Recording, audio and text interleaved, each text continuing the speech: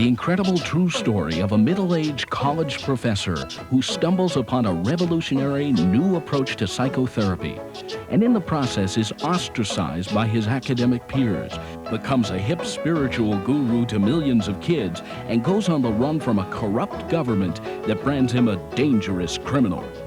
The basic bumper sticker of any human being is think for yourself and question authority, and that comes out in different versions.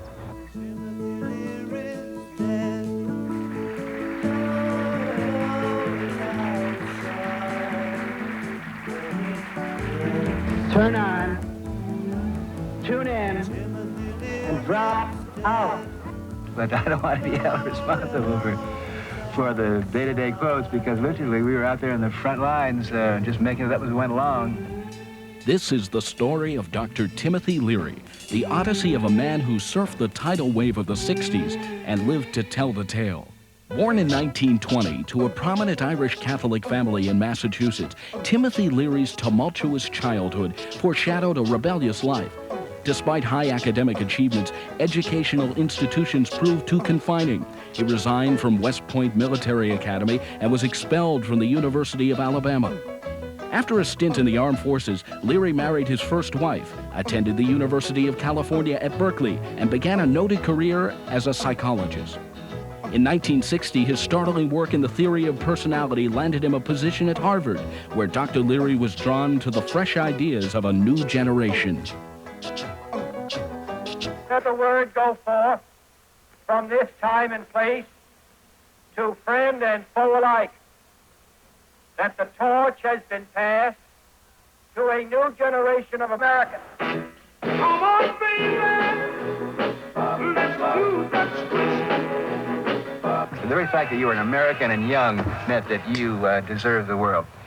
But for Dr. Leary, the new frontier was not in our stars, but in ourselves, and his clinical studies of psychotropic compounds revealed a surprising chemical key to unlock higher consciousness. You're asking it to be described, it really, whatever it is, good or bad, it really just can't be described. It's something that has to be experienced. Unfortunately, the United States military was also looking at psychedelics for use in a new approach to chemical warfare. Dr. Leary's studies were in direct competition with the military-industrial complex. The results were predictable.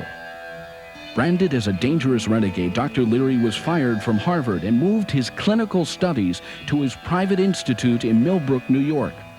No longer saddled with the restraints of academic protocol, Dr. Leary was now able to consult with many of the great expanded minds of his time: Allen Ginsberg, William Burroughs, John Lilly, and Marshall McLuhan, who helped Leary develop a persona to unleash the spiritual psychedelic experience to the common man. And in the 60s, a generation was anxious to hear the message.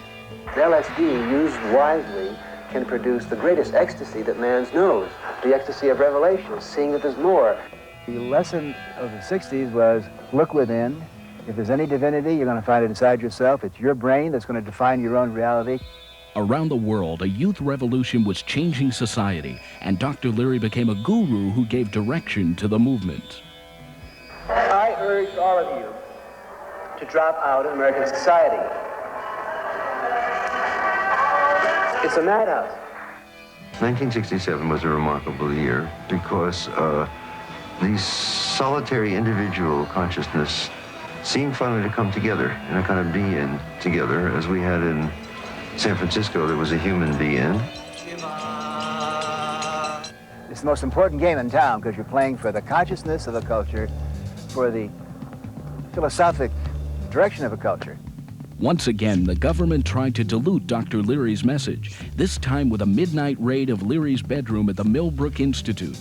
Orchestrated by a young G. Gordon Liddy, the bust was a sham. No charges were filed.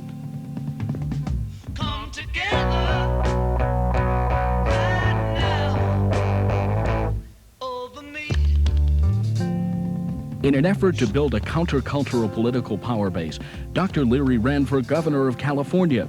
John Lennon composed his campaign song, and psychedelic posters announced the candidacy. But Leary's campaign was overshadowed by Republican nominee Ronald Reagan, an outspoken opponent of higher consciousness.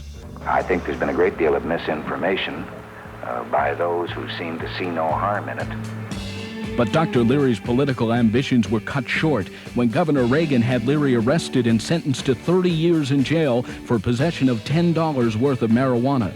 Confined to a federal pen at the age of 50, Dr. Leary mounted a daring prison break with the help of the radical Weatherman Underground. Changing his physical appearance, he went into exile, finally landing in Algiers, where he took up residence with Eldridge Cleaver and the Black Panthers. My plans are to work with the Black Panther Party for the overthrow of the American government. Dr. Timothy Leary, ex-Harvard professor and world-renowned psychologist, was now on the FBI's most wanted list and branded the most dangerous man alive by Richard Nixon. The particular trade union or profession I belong to, which is dissident philosopher, has a very volatile market value. Usually we're out and then we're brought in when you're safely dead. Here we go again. How did Dr. Timothy Leary return to become one of the most popular personalities on the international lecture circuit in 1990? Why have Leary's debates with G. Gordon Liddy become sellout engagements across the country? Why is his autobiography a bestseller around the world?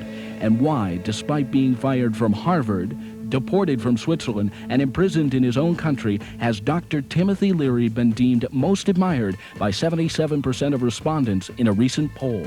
You ask me how I see the legend of Timothy Leary, well, with a grain of salt and tongue-in-cheek. This is Timothy Leary's Flashbacks, the story of a man who journeyed to the cutting edge and took a whole generation along for the trip. Turn on, tune in, and take over. Thank you. Timothy Leary's Flashbacks, a new motion picture experience.